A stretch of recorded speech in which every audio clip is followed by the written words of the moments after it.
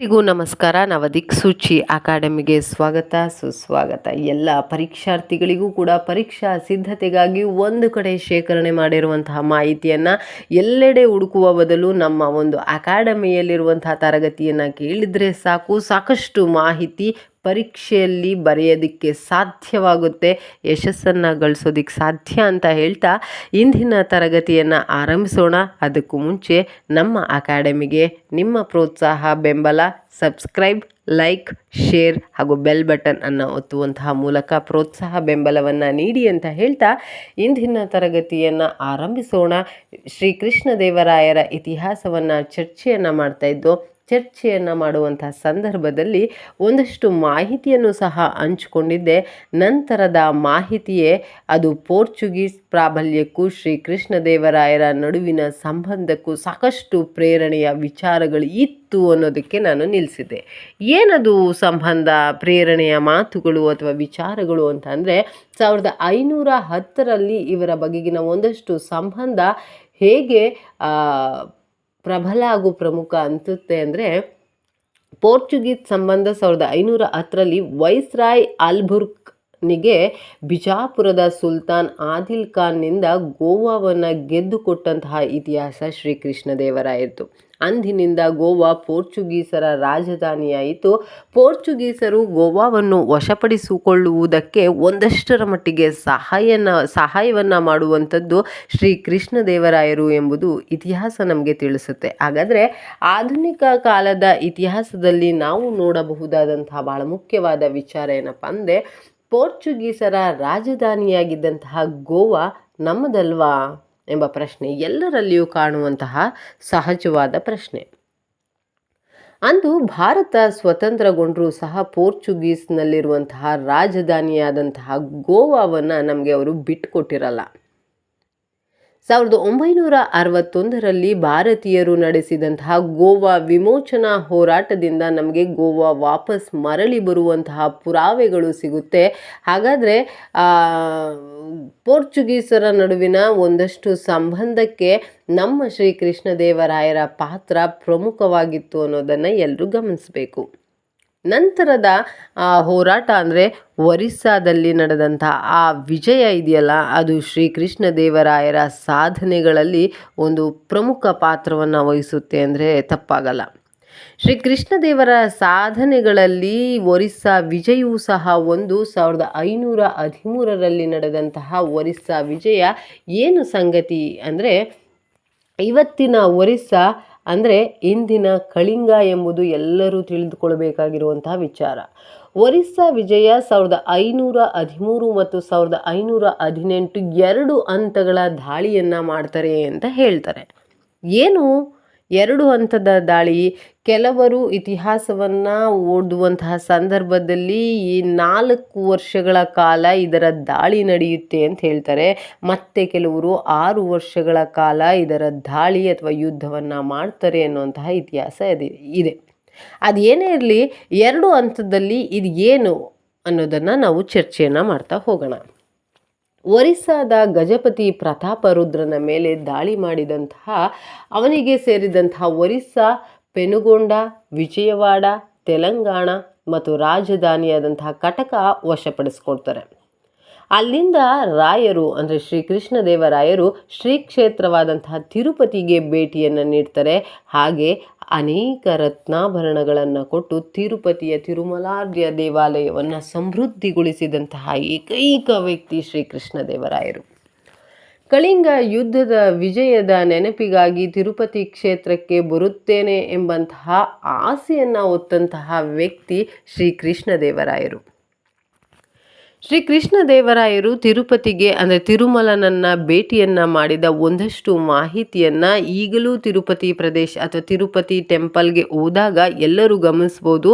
ಏನಪ್ಪ ಅದು ಅಂದರೆ, ಅವರು ಅಭಿವೃದ್ಧಿಗೊಳಿಸುವಂತಹ ಕೆಲವೊಂದು ಆಡಳಿತದಲ್ಲಿ ನಡೆದಂತಹ ಕೆಲವೊಂದು ಸಮೃದ್ಧಿ ಕಾರ್ಯಗಳಿದೆಯಲ್ಲ, ಅದನ್ನು ಗಮನಿಸ್ಬೋದು. ಹಾಗೆ ಶ್ರೀಕೃಷ್ಣ ದೇವರಾಯರ ಮೂರ್ತಿ ಇರುವುದನ್ನು ಹಾಗೂ ಅವರ ಚಿತ್ರಪಟಗಳನ್ನು ಹೊಂದಿರುವಂತಹ ಅಂಶಗಳನ್ನು ಸಹ ತಿರುಪತಿ ದೇವಸ್ಥಾನದಲ್ಲಿ ನಾವು ನೋಡ್ಬೋದು. ಹಾಗಾದರೆ ಗಮನಿಸಬೇಕಾಗಿರುವಂಥ ವಿಚಾರ ಏನಪ್ಪ? ಇವರು ಸಮೃದ್ಧಿಗೊಳಿಸಿರೋವಂಥ ವಿಚಾರವನ್ನು ಅಥವಾ ತಿರುಪತಿಗೆ ಭೇಟಿ ನೀಡಿರೋ ವಿಚಾರವನ್ನು ಅದಲ್ಲ. ಏನಪ್ಪ ಅಂತಂದರೆ, ನಾನು ಇಷ್ಟೊತ್ತುವರೆಗೂ ಕೂಡ ತಿರುಪತಿ ತಿರುಮಲನ ದೇವಸ್ಥಾನದಲ್ಲಿ ಶ್ರೀಕೃಷ್ಣ ದೇವರಾಯರ ಮೂರ್ತಿಯನ್ನು ನೋಡಿದ್ದೇವೆ ಅಂತ ಹೇಳ್ತಾ ಇದ್ದೀನಿ ಅಂದರೆ ಅದಕ್ಕೊಂದು ಹಿನ್ನೆಲೆ ಇದೆ. ಆ ಮೂರ್ತಿಗಳನ್ನು ನಾವು ಯಾಕೆ ದೈವತ್ವದ ಹಿನ್ನೆಲೆಯಲ್ಲಿ ನಾವು ನೋಡಲ್ಲ? ಶ್ರೀಕೃಷ್ಣ ದೇವರಾಯರನ್ನು ಕೂಡ ದೇವರ ಸ್ವರೂಪದಲ್ಲಿ ಯಾಕೆ ನಾವು ನೋಡಲ್ಲ? ಸಾಧ್ಯವೇ ಇಲ್ಲ. ಯಾಕೆಂದರೆ ಶ್ರೀಕೃಷ್ಣ ದೇವರಾಯರೇ ಅಂದು ನಾ ದೈವತ್ವದ ಮೂಲದಲ್ಲಿ ನನ್ನ ವಿಗ್ರಹಗಳನ್ನು ನೋಡಬಾರದು, ಸರದಿ ಸಾಲಿನಲ್ಲಿ ನಿಲ್ಲುವಂತಹ ಸಾಮಾನ್ಯ ಜನರಂತೆ ಸರತಿ ಸಾಲಿನಲ್ಲಿ ಹೇಗೆ ಜನಸಾಮಾನ್ಯರು ನಿಂತು ತಿರುಪತಿ ದೇವಸ್ಥಾನದಲ್ಲಿರುವ ತಿರುಮಲನನ್ನು ನೋಡಕ್ಕೆ ಬರ್ತಾರೋ ಹಾಗೆ ನನ್ನ ವಿಗ್ರಹಗಳು ಇರಬೇಕು ಅಂತ ಅಂದಿನ ಕಾಲದಲ್ಲಿಯೇ ತಿಳಿಸಿದಂತಹ ಮಹಾನ್ ವ್ಯಕ್ತಿ ಶ್ರೀಕೃಷ್ಣ ದೇವರಾಯರು. ಈಗಾಗಲೇ ನಾನು ಹೇಳಿದೆ ಒರಿಸ್ಸಾದಲ್ಲಿರುವಂಥ ಒಂದಷ್ಟು ಗಜಪತಿಗಳ ಪ್ರತಾಪರುದ್ರನ ಮೇಲಿನ ಹೋರಾಟ ಅಂತ. ಅದಾದಮೇಲೆ ಒಂದಷ್ಟು ಅಂದರೆ ಹಂತಗಳಲ್ಲಿ ಗಜಪತಿಗಳನ್ನು ಜೊತೆ ಹೋರಾಟವನ್ನು ಮಾಡ್ತಾ ಇರ್ತಾರೆ ಎಂಬುದನ್ನು ನಾನೀಗಾಗಲೇ ಹೇಳಿದೆ. ಈ ಹಿನ್ನೆಲೆಯಲ್ಲಿ ಮತ್ತೊಂದು ಅಂದರೆ ಈ ಒರಿಸ್ಸಾದ ಗಜಪತಿಗಳಾದಂತಹ ಅಂದರೆ ಕಳಿಂಗ ಯುದ್ಧದಲ್ಲಿ ನಡೆದಂತಹ ಸಂಗತಿಗಳನ್ನು ಒಂದು ಅಂತ ಕರೀತಾರೆ. ಎರಡನೇ ಅಂತ ಯಾವುದಪ್ಪ ಅಂತ ಅಂದರೆ ಒರಿಸ್ಸಾದ ದಾಳಿ ಯಾವುದೇ ಅಂದರೆ 1518ರಲ್ಲಿ ಶ್ರೀರಾಯರು ತೆಲಂಗಾಣ ಕನಕಗಿರಿ ದೇವರುಕೊಂಡ ಗಜಪತಿಯ ಶಾಂತಿ ಒಪ್ಪಂದವನ್ನು ಮಾಡ್ಕೊಳ್ಳೋದೇ ಎರಡನೇ ಅಂತ. ಏನಿದು ಶಾಂತಿ ಒಪ್ಪಂದ? ತೆಲಂಗಾಣ ಕನಕಗಿರಿಯ ದೇವರುಕೊಂಡ ಗಜಪತಿಗಳ ಜೊತೆಗೆ ಏನು ಶಾಂತಿ ಒಪ್ಪಂದ ಮಾಡ್ಕೋತಾರೆ ಅಂದರೆ ತನ್ನ ಮಗಳಾದ ಜಗನ್ಮೋಹಿನಿಯನ್ನು ಶ್ರೀರಾಯರಿಗೆ ಅಂದರೆ ಶ್ರೀಕೃಷ್ಣ ದೇವರಾಯನಿಗೆ ಕೊಟ್ಟು ಮದುವೆ ಮಾಡಬೇಕು ಅಂತ ಅನ್ಕೋತಾರೆ. ಯಾಕೆ? ಈ ಯಶಸ್ಸನ್ನು ಒಂದು ರೀತಿ ದಾಖಲೆಯನ್ನು ಮಾಡಿಕೊಂಡು ಸಂಬಂಧವನ್ನು ಬೆಳೆಸ್ಕೋಬೇಕು ಅನ್ನೋ ಹಿನ್ನೆಲೆಯನ್ನು ಇಟ್ಕೊಂಡು ಈ ಮದುವೆ ಆಗುವಂತಹ ಸಂದರ್ಭಕ್ಕೆ ಅಥವಾ ಈ ಸಂಬಂಧವನ್ನು ಬೆಸೆಯುವಂತಹ ಸಂದರ್ಭದಲ್ಲಿ ದಂಡನಾಯಕನಾದ ತಿಮ್ಮರಸನು ಈ ಯಶಸ್ವಿಗೆ ಸಾಕ್ಷಿಯಾಗಿದ್ದಾರೆ ಅಂಥೇಳಿ ಒಂದು ವಿಜಯ ಸ್ತಂಭವನ್ನು ಸ್ಥಾಪಿಸ್ತಾರೆ. ವಿಜಯ ಸ್ತಂಭವನ್ನು ರಾಯರು ಎಲ್ಲಿ ಸ್ಥಾಪಿಸ್ತಾರೆ? ಪೆಟ್ನೂರಿನಲ್ಲಿ ಸ್ಥಾಪಿಸ್ತಾರೆ. ಹಾಗಾದರೆ ಜಗನ್ಮೋಹಿನಿಯ ಜೊತೆ ಶ್ರೀಕೃಷ್ಣ ದೇವರಾಯರ ಮದುವೆ ಆಯಿತಾ? ಎಲ್ಲರೂ ವಿಚಿತ್ರದ ಭಾವನೆಯಲ್ಲಿ ಇಟ್ಕೊಂಡು ಓದಬೇಕಾಗುತ್ತೆ. ಏನಪ್ಪ ಇದು ಅಂತ ಅಂದರೆ ಜಗನ್ಮೋಹಿನಿಯ ಜೊತೆ ಶ್ರೀಕೃಷ್ಣ ದೇವರಾಯರು ಮುಖಾಮುಖಿ ನಿಂತು ಮದುವೆ ಆಗಲ್ಲ. ಶ್ರೀಕೃಷ್ಣ ದೇವರಾಯರ ಪರಾಕ್ರಮವನ್ನು ಮೆಚ್ಚು ಕೂಡ ಆಕೆ ಮದುವೆಯಾಗಿರಲ್ಲ. ಏನಿದು ಮದುವೆ ಆಗ್ತಾರೆ ಅಂತ ಹೇಳ್ತಾ ಇದ್ದೀರಾ? ಪರಾಕ್ರಮವನ್ನು ಮೆಚ್ಚಲ್ಲ ಅಥವಾ ಮುಖಾಮುಖಿ ನಿಂತು ಮದುವೆ ಆಗಲ್ಲ, ಏನಿದು ಗೊಂದಲದ ವಿಚಾರ ಅಂತೀರಾ? ಹೌದು, ಜಗನ್ಮೋಹಿನಿ ತನ್ನ ಅಪ್ಪನ ಮೇಲಿನ ಅಪ್ಪನಿಗಾದಂತಹ ಅವಮಾನವನ್ನು, ಅವರಿಗಾಗಿರುವಂತಹ ಒಂದು ರೀತಿ ಆಡಳಿತದಲ್ಲಾದಂತಹ ಸೋಲನ್ನು, ಆ ಸೇಡನ್ನು ತೀರಿಸ್ಕೋಬೇಕು ಅಂತೇಳಿ ಶ್ರೀಕೃಷ್ಣ ದೇವರಾಯರನ್ನು ಮದುವೆ ಆಗಲಿಕ್ಕೆ ಒಪ್ಕೋತಾಳೆ. ಹಾಗೆ ಹಠದಿಂದಲೇ ಆಕೆ ಮದುವೆ ಆಗ್ತಾಳೆ ಅನ್ನೋದು ಇತಿಹಾಸದಲ್ಲಿ ಕೆಲವೊಂದು ಪುಟಗಳಲ್ಲಿ ಸಿಗುತ್ತೆ. ಹಾಗಾದರೆ ಶ್ರೀಕೃಷ್ಣ ದೇವರಾಯರು ಮುಖಾಮುಖಿ ಹೋಗಿ ಮದುವೆ ಆಗಿಲ್ಲ ಅಂದರೆ ಹೇಗೆ ಆಗ್ತಾರೆ? ಜಗನ್ಮೋಹಿನಿಯ ಮದುವೆಯಾದಂತಹ ಸಂದರ್ಭ ಇದೆಯಲ್ಲ, ಅದು ಒಂದು ರೋಚಕವಾದಂತಹ ಕತೆ.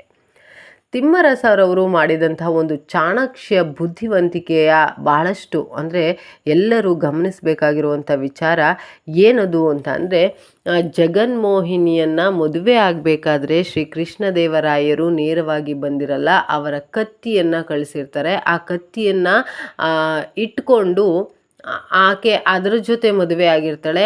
ಅದೇ ಶ್ರೀಕೃಷ್ಣ ದೇವರಾಯರು ಅನ್ನುವಂಥ ಭಾವನೆ ಅವರು ಕಳಿಸಿರುವಂತಹ ಸಂದೇಶ. ಹೀಗೆ ಮದುವೆ ಆದಂತಹ ಜಗನ್ಮೋಹಿನಿ ಶ್ರೀಕೃಷ್ಣ ದೇವರಾಯರ ಆಸ್ಥಾನಕ್ಕೆ ಬರ್ತಾಳೆ. ಆದರೆ ಶ್ರೀಕೃಷ್ಣ ದೇವರಾಯರ ಆಸ್ಥಾನದಲ್ಲಿದ್ದಂತಹ ಮಂತ್ರಿ ತಿಮ್ಮರಸ ಇದ್ದಾರಲ್ಲ, ಅವರು ಎಷ್ಟು ಚಾಣಕ್ಯ, ಎಷ್ಟು ಬುದ್ಧಿವಂತಿಕೆಯ ಮಾತುಗಳನ್ನು ಬಹಳಷ್ಟು ಆಡ್ತಾರೆ ಅನ್ನೋದು ಬಹಳ ಗಮನಿಸಬೇಕಾಗಿರೋ ವಿಚಾರ. ಯಾಕೆ ಅಂದರೆ ಶ್ರೀಕೃಷ್ಣ ದೇವರಾಯರ ಬಳಿ ಬಂದು ಅವರ ಒಳಿತನ್ನೇ ಬಯಸುವಂಥ ಏಕೈಕ ವ್ಯಕ್ತಿ ಅವರ ಮಂತ್ರಿ ಮತ್ತು ದಂಡನಾಯಕನಾದಂಥ ತಿಮ್ಮರಸ ಒಂದು ಮಾತನ್ನು ಹೇಳ್ತಾರೆ. ನಿಮ್ಮ ಒಳಿತಿಗಾಗಿ ನಾನು ಮಾತಾಡ್ತಾ ಇದ್ದೀನಿ, ನಿಮ್ಮ ಒಳಿತಿಗಾಗಿ ನಾನೊಂದು ಕೆಲವೊಂದು ಸಲಹೆಗಳನ್ನು ಕೊಡಬೇಕು ಅಂತ ಅಂದ್ಕೊಂಡಿದ್ದೀನಿ.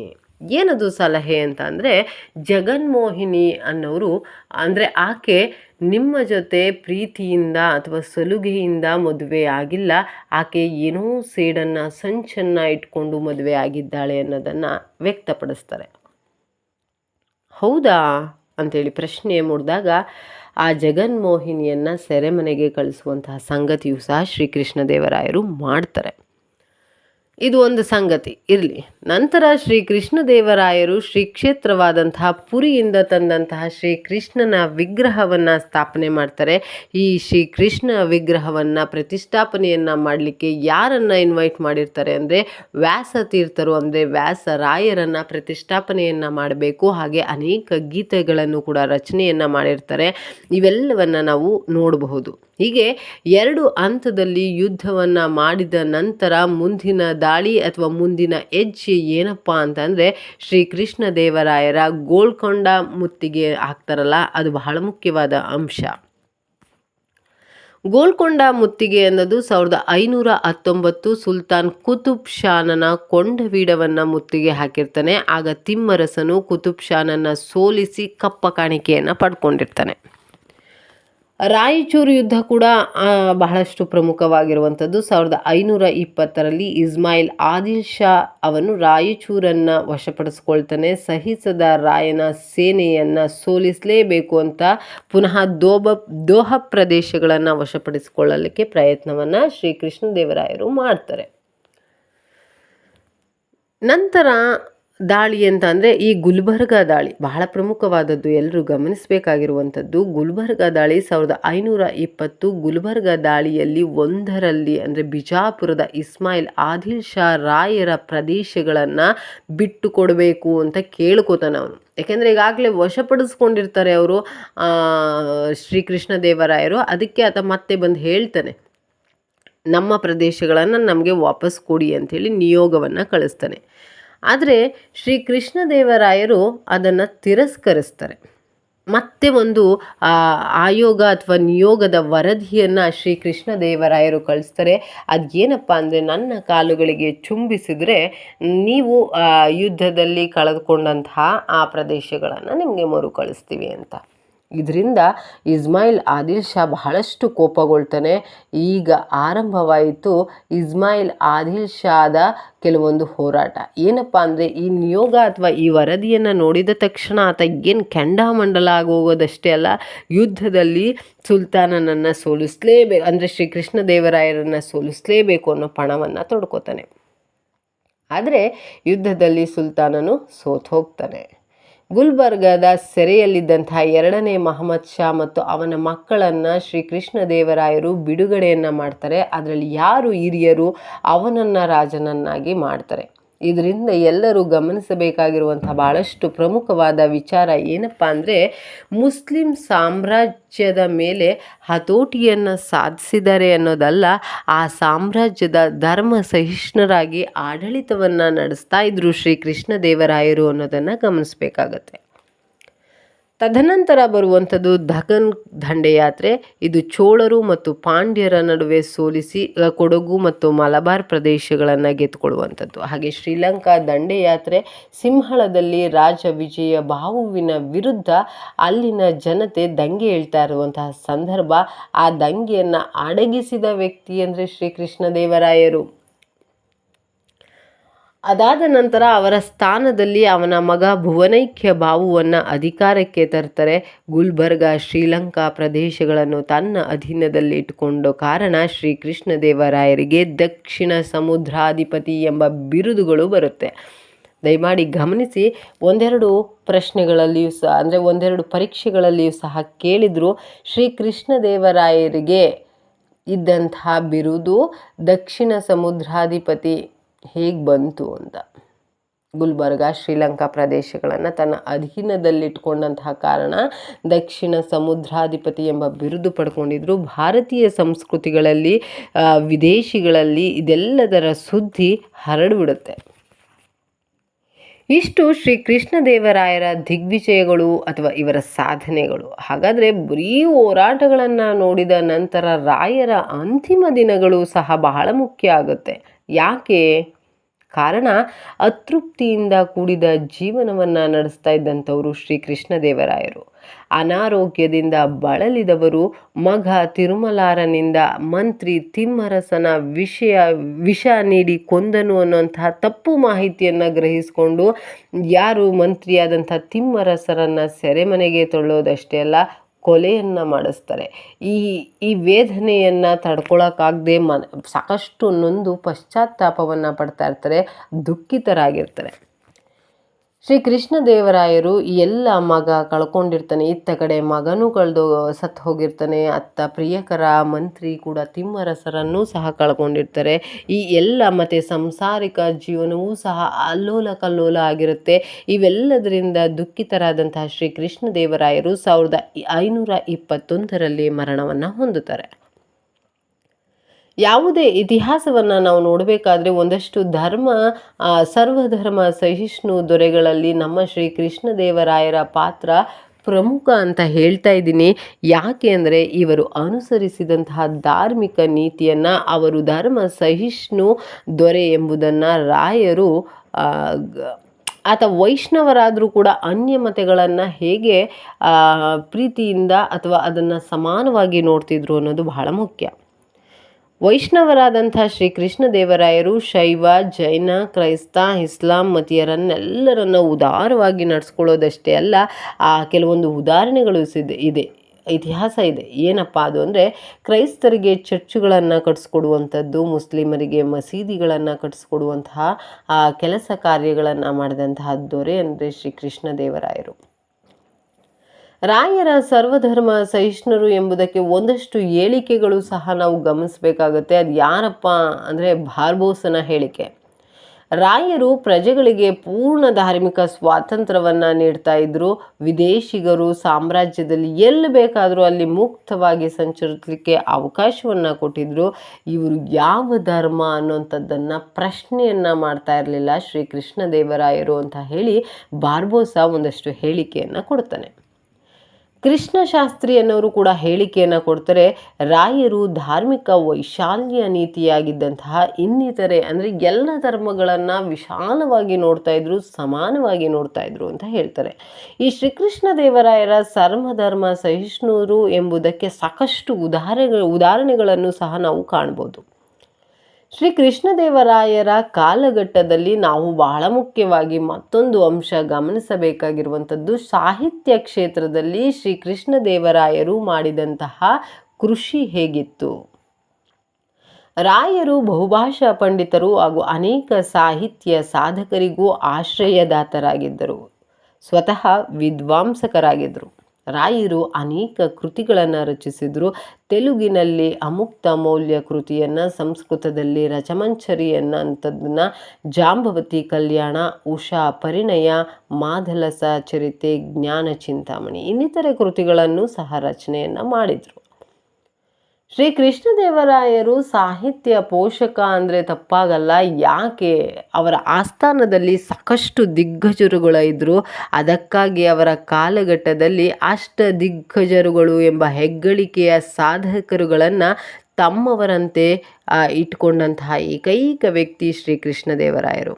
ಅಲ್ಲಸಾಮಿ ಪೆದ್ದಣ್ಣ ಮನುಚರಿತಂ ಕೃತಿಯನ್ನು, ನಂದಿ ತಿಮ್ಮಣ್ಣ ಪಾರಿಜಾತ ಕೃತಿಯನ್ನು, ದೂರ್ಜಟಿ ಪರಿಹರಣಮು ಕೃತಿಯನ್ನು, ಕೃಷ್ಣರಾಜ ವಿಜಯ ಅನ್ನೋಂಥವ್ರು ಕಾಲಹಸ್ತಿಕ ಶತಕವನ್ನು, ಮಾದಯ್ಯಗಾರಿ ಮಲ್ಲಣ್ಣ ಅನ್ನೋಂಥವ್ರು ರಾಜಶೇಖರ ಚರಿತಂ ಅನ್ನೋಂಥದ್ದನ್ನು, ಪಿಂಗಳಿ ಸೂರಣ್ಣ ಕಲಾಪೂರ್ಣ ವಿಜಯ, ಅಯ್ಯಳು ರಾಜರಾಮಭದ್ರ ಅನ್ನೋಂಥದ್ದನ್ನು, ಹಾಗೆ ರಾಧರ್ ಮಾಧವ ಅನ್ನೋಂಥದ್ದು ಕೂಡ, ತೆನಾಲಿ ರಾಮಕೃಷ್ಣ ಪಾಂಡುರಂಗ ಮಹಾತ್ಮೆ, ಹರಿಭಕ್ತ ಸಾರ ಕೃತಿ ಇನ್ನಿತರೆ ಅಷ್ಟದಿಗ್ಗಜರುಗಳು ಮಾಡಿದಂತಹ ಕೃತಿಗಳು ಬಹಳಷ್ಟು ಪ್ರಮುಖ.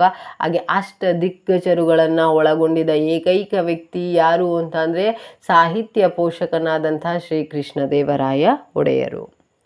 ಶ್ರೀ ಕೃಷ್ಣದೇವರಾಯರ ಸಾಹಿತ್ಯ ವಿಶೇಷ ಹಾಗೂ ವಿಶೇಷತೆಯ ಪ್ರಕರಣಗಳು ಎರಡ ಹೇಳೋದಕ್ಕೆ ಸಾಧ್ಯವಿಲ್ಲದಷ್ಟು ಮಾಡಿದ್ದಾರೆ. ಅದು ಏನಪ್ಪ ಅಂದರೆ ಬಹಳ ಪ್ರಮುಖವಾದದ್ದು, ಕನ್ನಡದಲ್ಲಿ ಕುಮಾರವ್ಯಾಸನು ಬರೆದಂತಹ ಅಂದರೆ ಆತ ಬಿಟ್ಟು ಕೊನೆಯ 8 ಪರ್ವಗಳನ್ನು ತಿಮ್ಮಣ್ಣ ಕವಿ ರಚಿಸಿ ಪೂರ್ಣಗೊಳಿಸಿದನು. ಭಾರತ ಕಥಾಮಂಜರಿ ಅದು ಅನ್ನೋದನ್ನು ಪ್ರಸಿದ್ಧಿಯನ್ನಾಗಿ ಮಾಡಿದಂಥದ್ದು ಯಾರ ಕಾಲಘಟ್ಟದಲ್ಲಿ ಅಂದರೆ ಅದು ಶ್ರೀ ಕೃಷ್ಣದೇವರಾಯರ ಕಾಲಘಟ್ಟದಲ್ಲಿ. ಬರೀ ಶ್ರೀ ಕೃಷ್ಣದೇವರಾಯರು ಪೋಷಣೆ ಬರೀ ಸಾಹಿತ್ಯ ಕ್ಷೇತ್ರದಲ್ಲಿ ಮಾತ್ರ ಇರಲಿಲ್ಲ, ಕಲೆ ವಾಸ್ತುಶಿಲ್ಪ ಪೋಷಣೆಯಲ್ಲಿಯೂ ಸಹ ಸಾಕಷ್ಟು ಪ್ರಬಲ ದೊರೆ ಅಂದರೆ ಹೇಳಿದ್ರೆ ತಪ್ಪಾಗಲ್ಲ. ಶ್ರೀ ಕೃಷ್ಣದೇವರಾಯರ ವಾಸ್ತುಶಿಲ್ಪಕ್ಕೆ ಕೊಡುವಂತಹ ಬೆಂಬಲ ಸಾಕಷ್ಟು ಮಾಹಿತಿ ಸಿಗುತ್ತೆ. ಹಂಪಿಯಲ್ಲಿ ಶ್ರೀ ಕೃಷ್ಣ ಸ್ವಾಮಿ ದೇವಾಲಯವನ್ನು ಸಹ ಗಮನಿಸ್ಬೋದು. ಹಂಪಿಯಲ್ಲಿ ಹಾಗೆ ಮಹಾನವಮಿ ದಿಬ್ಬವೂ ಸಹ ಕೂಡ ಒಂದು ಫೇಮಸ್ ಆಗಿರುವಂಥದ್ದನ್ನು ನಾವು ಗಮನಿಸ್ಬೋದು. ಹಂಪಿಯ ವಿರೂಪಾಕ್ಷ ದೇವಾಲಯದ ಹಲವಾರು ಅಂಶಗಳನ್ನು ಅಂದರೆ ಅವರ ಪಟ್ಟಾಭಿಷೇಕದ ನೆನಪಿಗಾಗಿ ಹಲವಾರು ಸೇವೆಗಳನ್ನು ಮಾಡ್ತಾರೆ. ಭವ್ಯವಾದ ರಾಯ ಗೋಪುರಗಳನ್ನು ನಿರ್ಮಾಣ ಮಾಡ್ತಾರೆ. ಸುಂದರವಾದ ಕಲ್ಯಾಣ ಮಂಟಪವನ್ನು ಸ್ಥಾಪಿಸ್ತಾರೆ. ಅದ್ಭುತವಾದ ನವರಂಗ ಮಂಟಪವನ್ನು ನಿರ್ಮಿಸುತ್ತಾರೆ.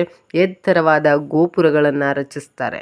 ಇದಿಷ್ಟೇ ಅಲ್ಲ, ಕಂಚಿಯ ಏಕಾಂಬರಿ ದೇವಾಲಯದ ಮಂಟಪವನ್ನು ಸಹ ನಿರ್ಮಿಸ್ತಾರೆ. ಶ್ರೀ ಕೃಷ್ಣದೇವರಾಯರ ಕಾಲದಲ್ಲಿ ನಿರ್ಮಾಣವಾದಂತಹ ಬಹಳ ಮುಖ್ಯವಾದಂತಹ ಪ್ರಮುಖವಾದಂತಹ ವಾಸ್ತುಶಿಲ್ಪಗಳನ್ನು ಸಹ ನಾವು ಗಮನಿಸ್ಬೋದು. ಹಾಗೆ ತಾಯಿ ನಾಗಲಾಂಬಿಕಾ ಹೆಸರಲ್ಲಿ ಕೂಡ ನಾಗಲಾಪುರದಲ್ಲಿ ನಿರ್ಮಿಸಿದ ಅಂದರೆ ಇಂದಿನ ಹೊಸಪೇಟೆಯಲ್ಲಿ ಕೂಡ ಅವರು ಒಂದಷ್ಟು ನಾಗಲಾಪುರದಲ್ಲಿರುವಂಥ ಕೆಲವೊಂದು ವಾಸ್ತುಶಿಲ್ಪವನ್ನು ನಿರ್ಮಿಸ್ತಾರೆ. ಉಗ್ರ ನರಸಿಂಹನ ಅವತಾರವೂ ಸಹ ಹಂಪಿಯಲ್ಲಿರುವುದನ್ನು ನಾವು ಗಮನಿಸ್ಬೋದು. ಅದು ಶ್ರೀ ಕೃಷ್ಣದೇವರಾಯರ ಕಾಲಘಟ್ಟದಲ್ಲಿ ನಿರ್ಮಾಣವಾದದ್ದು.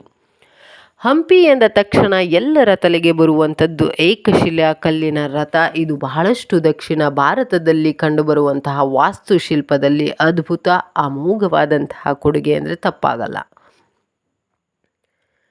ಹಾಗೆ ತನ್ನ 2 ಮಕ್ಕಳ ಹೆಸರಿನಲ್ಲಿಯೂ ಕೂಡ ನಗರಗಳನ್ನು ನಿರ್ಮಾಣ ಮಾಡ್ತಾರೆ. ತಿರುಮಲಾಂಬೆ ಅನ್ನೋ ರಾಮರಾಯರಿಗೆ ಕೊಟ್ಟು ವಿವಾಹವನ್ನು ಮಾಡೋದಷ್ಟೇ ಅಲ್ಲ, ಮಂಗಳಾಂಬೆಯನ್ನು ತಿರುಮಲಾರಿಯ ಎಂಬುವನಿಗೂ ಕೂಡ ವಿವಾಹವನ್ನು ಮಾಡ್ತಾರೆ. ಇವರ ಮಕ್ಕಳ ಹೆಸರಿನಲ್ಲಿಯೂ ಸಹ ನಗರ ನಿರ್ಮಾಣವನ್ನು ಮಾಡ್ತಾರೆ. ಹಾಗಾದರೆ ಶ್ರೀ ಕೃಷ್ಣದೇವರಾಯರ ಇತಿಹಾಸವನ್ನು ಬರೀ ಸಾಹಿತ್ಯ ಒಂದಷ್ಟು ಮಾಹಿತಿಗಳಿಂದ ತಿಳ್ಕೊಳ್ಳೋದಷ್ಟೇ ಅಲ್ಲ ವೀಕ್ಷಕರೇ, ವಿದೇಶಿಗರು ಸಹ ಕೃಷ್ಣದೇವರಾಯರ ಆಸ್ಥಾನಕ್ಕೆ ಭೇಟಿ ನೀಡಿದ್ದಷ್ಟೇ ಅಲ್ಲ, ದಾಖಲೆಗಳನ್ನು ಮಾಡಿದ್ದಾರೆ. ಬಾರ್ಬೋಸಾ ಕೂಡ ಇವರ ಕಾಲಘಟ್ಟದಲ್ಲಿ ಭೇಟಿ ನೀಡಿದ ಏಕೈಕ ವಿದೇಶಿಗ ಅಂತಂದರೆ ತಪ್ಪಾಗಲ್ಲ. ಏಕೈಕ ಅಲ್ಲ, ಪ್ರಮುಖ ಅಂದರೆ ತಪ್ಪಾಗಲ್ಲ. 1516ರಲ್ಲಿ ಈತ ಭೇಟಿಯನ್ನು ನೀಡ್ತಾನೆ. ಡೊಮಿಂಗೋ ಫಯಾಜ್ ಅನ್ನೋರು ಕೂಡ ಪೋರ್ಚುಗಲ್ ಪ್ರದೇಶದವರು. ಇವರು ಕೂಡ 1520ರಲ್ಲಿ ಭೇಟಿಯನ್ನು ನೀಡ್ತಾರೆ. ನ್ಯೂನಿಜ್ ಇವರು ಕೂಡ ಪೋರ್ಚುಗಲಿನಿಂದ ಭೇಟಿ ನೀಡಿದಂತಹ ವ್ಯಕ್ತಿ. ಶ್ರೀ ಕೃಷ್ಣದೇವರಾಯರ ಆಸ್ಥಾನಕ್ಕೆ 1537ರಲ್ಲಿ ಇವರು ಭೇಟಿಯನ್ನು ನೀಡ್ತಾರೆ. ಹೀಗೆ ಶ್ರೀ ಕೃಷ್ಣದೇವರಾಯರ ನಂತರ ಹಲವಾರು ಉತ್ತರಾಧಿಕಾರಿಗಳು ಬರ್ತಾರೆ. ಅವರೆಲ್ಲರ ಆಳ್ವಿಕೆಯನ್ನು ಸಹ ನಾವು ಇತಿಹಾಸದಲ್ಲಿ ನೋಡಲೇಬೇಕು. ಅಚ್ಯುತರಾಯ 1529-42ರಲ್ಲಿ ಆಳ್ವಿಕೆಯನ್ನು ಮಾಡ್ತಾನೆ. ಶ್ರೀ ಕೃಷ್ಣದೇವರಾಯನ ಬಲ ಸಹೋದರನಾದ ರಾಮರಾಯ 1551-1565ರವರೆಗೂ ಕೂಡ ಅಧಿಕಾರವನ್ನು ಮಾಡ್ತಾನೆ. ಅರವೀಡು ವಂಶ 1570-1640ರವರೆಗೂ ಕೂಡ ಆಳ್ವಿಕೆಯನ್ನು ಮಾಡ್ತಾ ಇದ್ರು ಅನ್ನೋದನ್ನು ಎಲ್ಲರೂ ಗಮನಿಸಬೇಕಾಗಿರುವಂತಹ ವಿಚಾರ. ಹೀಗೆ ಶ್ರೀ ಕೃಷ್ಣದೇವರಾಯರ ಇತಿಹಾಸವನ್ನು ಸಂಪೂರ್ಣವಾಗಿ ಅಧ್ಯಯನವನ್ನು ಮಾಡಬೇಕು. ಹಾಗೆ ಅಲ್ಲಿರುವಂತಹ ಅಚ್ಚರಿ ಸಂಗತಿಗಳನ್ನು ಪ್ರತಿಯೊಬ್ಬರೂ ಮನಗಾಣಬೇಕು ಅಂತ ಹೇಳ್ತಾ, ಶ್ರೀ ಕೃಷ್ಣದೇವರಾಯರ ಇಂದಿನ ತರಗತಿಯನ್ನು ಒಟ್ಟಾರೆ ಮಾಹಿತಿಯನ್ನು ನಿಮಗೆ ತಲುಪಿಸಿದ್ದೀನಿ ಅನ್ನೋ ಭಾವನೆಯನ್ನು ಇಟ್ಕೊಂಡು ಇವತ್ತಿನ ಸಂಚಿಕೆಯನ್ನು ಮುಕ್ತಾಯವನ್ನು ಮಾಡ್ತೀನಿ. ಹಾಗಾದರೆ ಮುಂದಿನ ಸಂಚಿಕೆಯಲ್ಲಿ ತಾಳಿಕೋಟೆ ಕದನವೇ ಪ್ರಮುಖವಾದದ್ದು. ಅದರಲ್ಲೂ ರಾಮರಾಯರು 1551-1565ರಲ್ಲಿ ಅರವೀಡು ವಂಶ ಹಾಗೂ 1570-1640ರಲ್ಲಿ ಆಳ್ವಿಕೆ ಆರಂಭ ಹೇಗಾಯಿತು, ಕಂಪ್ಲೀಟ್ ವಿಜಯನಗರದ ಇತಿಹಾಸದ ಬಗೆಗಿನ ಮಾಹಿತಿಯನ್ನು ಮುಂದಿನ ವಿಡಿಯೋದಲ್ಲಿ ನೋಡಬೇಕಾಗಿ ವಿನಂತಿಸಿ, ಮತ್ತು ಕಡೆಯ ವಿಡಿಯೋ ಅಂದರೆ ತಪ್ಪಾಗಲ್ಲ, ವಿಜಯನಗರ ಸಾಮ್ರಾಜ್ಯದ ಮುಂದಿನ ವಿಡಿಯೋ ಇದೆಯಲ್ಲ ಅದು ಬಹಳ ಮುಖ್ಯವಾದದ್ದು. ಇಲ್ಲಿಯವರೆಗೂ ಕೂಡ ಕೆಲವು ವಿಜಯನಗರದ ಮಾಹಿತಿಯನ್ನು ಹಂತವಾಗಿ ತಿಳ್ಕೊಂಡಿದ್ದೀರಾ, ಬಟ್ ಕನ್ಕ್ಲೂಸ್ ಅನ್ನೋದು ಕೂಡ ಬಹಳ ಮುಖ್ಯ.